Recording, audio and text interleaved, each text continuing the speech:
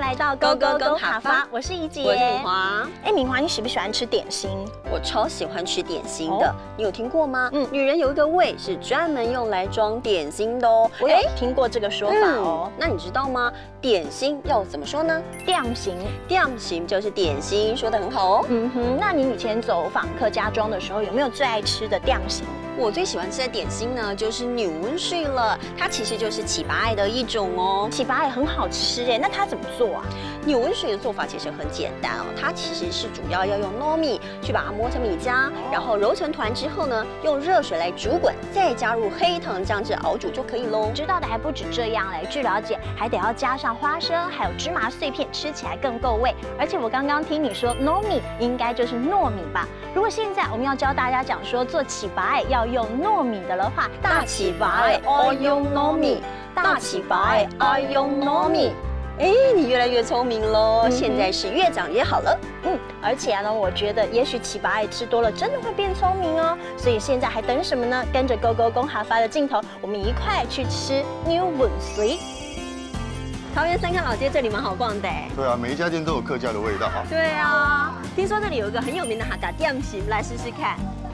老板，你们这边最有名的哈嘎点心是什么啊？扭温水。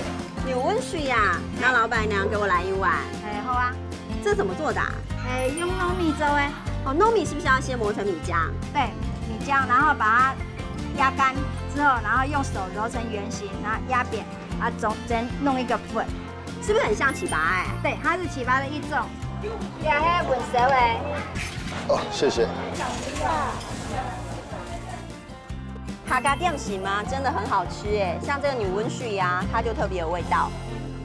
敏华，我刚刚看你吃那个扭温水，真的好好吃哦！真的，扭温水超棒的。我们来赶快帮大家复习一下今天教的客家话吧。好啊。首先要教大家的就是起拔艾。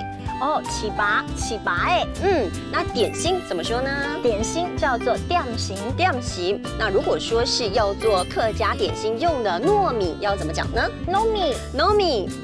而且呢，我们今天还要教给大家的就是做起拔要用糯米，应该要告诉大家的就是大起拔艾爱用糯米，大起拔艾爱用糯米。真的，下次到客家庄呢，别忘了要点一盘扭温水哦。扭温水吃了之后，今天 Go Go Go 哈发也要在这边跟大家说再见喽。再见，我们下回见，下次见喽，拜拜。